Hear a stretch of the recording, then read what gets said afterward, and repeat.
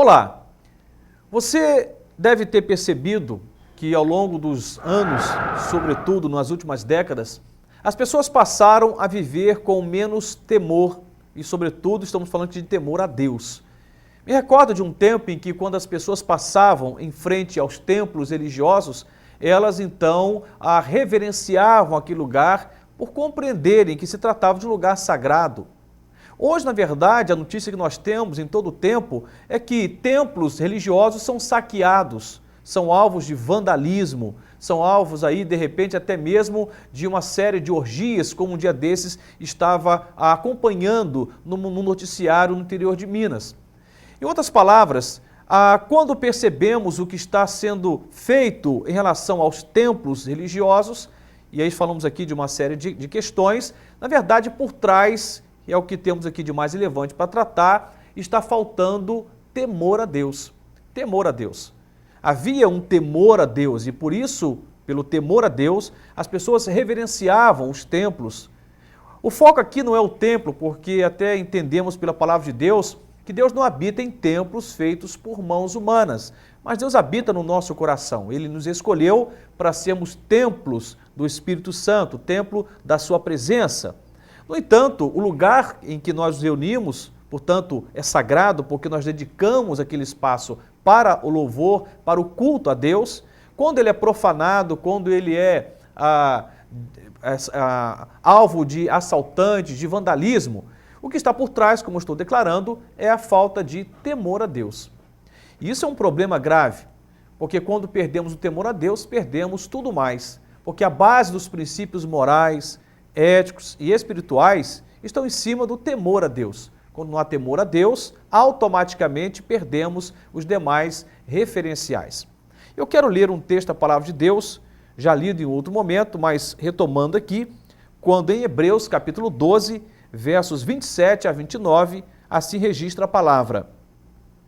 E esta palavra, ainda uma vez, mostra a mudança das coisas móveis, como coisas feitas, para que as imóveis permaneçam. Por isso, tendo recebido um reino que não pode ser abalado, retenhamos a graça pela qual sirvamos a Deus agradavelmente, com reverência e piedade, porque o nosso Deus é fogo consumidor. O autor aos Hebreus, ele começa aqui nesse versículo 27, fazendo um contraponto entre aquilo que permanece e aquilo que passa. A Bíblia diz que o reino de Deus é um domínio eterno, é um reino para sempre. No entanto, o nosso reino, se é que temos algum, ele é temporário. Você pode, por exemplo, estar aí na condição de cargo de gerência de uma empresa, de uma instituição, e amanhã você está desempregado. Você pode hoje ser o governador, ser o presidente da república, e amanhã você, na verdade, ter sido apagado até mesmo da história. Você pode ser um imperador e seu império cair. Os nossos reinos, eles passam. E é o que ele vai dizer aqui, que há uma mudança nas coisas móveis. Ou seja, naquilo que é temporal, naquilo que é passageiro. Há uma mudança, há uma mudança. No entanto, as coisas que são imóveis, elas permanecem. Ou seja, existem coisas que são para a eternidade. E nesse sentido, ele já está falando do reino de Deus. Ele diz, por isso, tendo recebido um reino que não pode ser abalado, retenhamos a graça pela qual sirvamos a Deus, aqui está o foco, sirvamos a Deus agradavelmente, com reverência e piedade. Não podemos servir a Deus de qualquer maneira, é o que o texto diz. Quando pretendemos este caminho da vida espiritual, da caminhada da fé, temos que então levar em consideração que é preciso servir a Deus de forma agradável, com reverência e com piedade. E eu quero então conversar um pouquinho sobre isso, mesmo que num tempo muito abreviado. Primeiro, quando falamos aqui de servir a Deus agradavelmente, na verdade o texto faz um contraponto, num princípio que é o contraste, que é possível que pessoas sirvam a Deus, mas não agradem a Deus.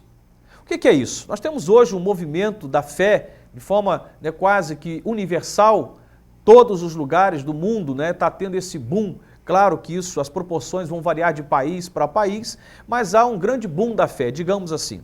né, um momento em que as nações estão pensando de alguma forma, né, na perspectiva da religiosidade, da fé, do transcendente. No entanto, nunca estivemos, né, diante de tantos escândalos exatamente nesse universo da fé.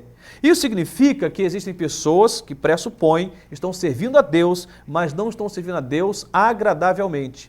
E qual é então a possibilidade de servir a Deus de forma agradável? Ele trabalha aqui dois princípios, a reverência e a piedade. A reverência é quando eu reconheço uma autoridade diante de mim, eu me curvo diante dela, eu me submeto a ela, eu me humilho diante dela se for necessário, eu me coloco à disposição dela, por reconhecer que aquela figura que está diante de mim é a autoridade. E automaticamente, me colocando diante dessa autoridade, eu então estou me posicionando de forma reverente. As pessoas estão tratando Deus como se trata um menino de recado. Na verdade, estão deixando de servir a Deus e desejam que Deus as sirva. Olha que coisa terrível, né? Tremenda no sentido negativo. As pessoas acreditam que Deus tem que viver em função delas. E elas então oram, fazem as suas preces, colocam Deus na parede, apertam Deus na parede, dizem assim, tem que ser agora, desse jeito, nesse momento, porque de outra sorte eu não aceito, eu te abandono. Mais ou menos nesse entendimento, que, né, basicamente é uma abominação, porque perdeu-se a perspectiva de quem Deus é. Deus é Senhor. E a figura de Cristo, que é o Deus entre nós, traz para mim e para você a compreensão clara desse lugar da reverência. Por exemplo, quando Cristo estava no Getsemane, ele desejou abortar a cruz, ele dizia, passa de mim este cálice se for possível. Mas logo na sequência, ele evoca a vontade soberana do Pai e diz, mas seja feita a tua vontade. Cristo, ali como homem, se fez homem, habitou entre nós como homem, reconheceu a autoridade do Pai e submete à vontade desse Pai. É preciso que haja reverência, é necessário, aliás, é vital que reconheçamos o lugar de autoridade que Deus ocupa na nossa vida, nossa família, nos nossos negócios. Até mesmo a oração do Pai Nosso, quando o Senhor nos ensina a orar, Ele diz, venha a nós o teu reino. Ele chama Deus de Pai, que fala de intimidade, mas diz, venha a nós o teu reino. Em outras palavras, venha o teu governo, o teu domínio, o teu senhorio. Isso significa que aquele que ora o Pai Nosso e compreende o princípio desta oração, está dizendo que reconhece a autoridade de Deus e se submete a ela quando pede, venha o teu reino. O texto prossegue e vai falar não somente da reverência, mas também da piedade, porque é possível que alguém até reconheça a autoridade de Deus, mas não viva uma vida de devoção. Piedade aqui é devoção, é temor, é a capacidade do homem entrar em contato com o divino, né, com a presença de Deus e num relacionamento de intimidade com Deus, cultuá-lo, adorá-lo. Isso é piedade. E é nesse sentido que é possível agradar a Deus, quando vivemos numa vida de devoção e de reverência, então iremos servir a Deus agradavelmente. E aí o texto justifica, porque Deus, o nosso Deus, é um fogo consumidor. Em outras palavras, a ideia do fogo aqui é, o fogo põe tudo à prova. Você pega o metal e põe no fogo, o fogo vai dizer que qualidade esse metal tem. O fogo põe tudo à prova. Em outras palavras, quando diz que Deus é um fogo consumidor, está dizendo que Deus está colocando tudo à prova. Em outras palavras, o que nós estamos apresentando diante dele, com a prerrogativa de ser um serviço prestado a Deus, estará sendo provado por Deus. E se não passou pelo crivo da reverência e da piedade, seremos depois, né, de testados e reprovados. Eu não posso fazer o julgamento do que está no coração alheio, posso julgar o meu próprio coração. Então eu queria chamar a sua atenção para que você fizesse uma autorreflexão e automaticamente um autojulgamento.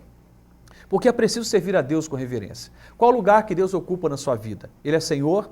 Não basta orar o Pai Nosso sem compreender o que está ali. Pai Nosso que estás nos céus, venha a nós o teu reino.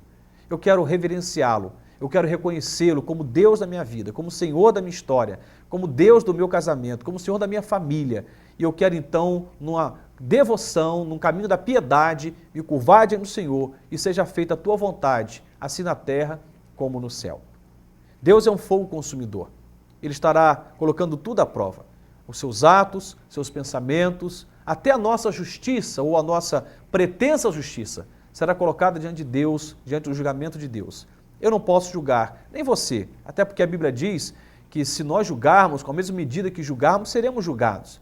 Nós não conhecemos a intimidade do coração de ninguém e não podemos fazer esse julgamento. Mas Deus pode. Ele é o justo juiz que conhece o coração humano. E Deus deseja encontrar você, né, numa condição, como o texto apresenta, servindo a Deus agradavelmente, com reverência e piedade, porque Ele, o nosso Deus, é um fogo consumidor.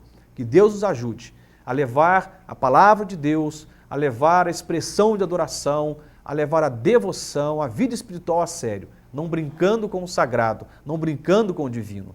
Não só o ladrão que entra num templo, não só um vândalo que vai pinchar um templo, estão afrontando a Deus, mas até aqueles que não roubam, nem são vândalos e que adentram aos templos, sem esse princípio da reverência e piedade, também estão afrontando a Deus.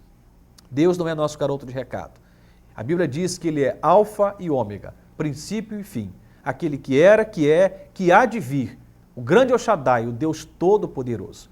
Que possamos reverenciá-lo e com o coração carregado de temor e piedade, servi-lo agradavelmente. Que Deus nos ajude, que Deus nos abençoe em nome de Jesus. Amém.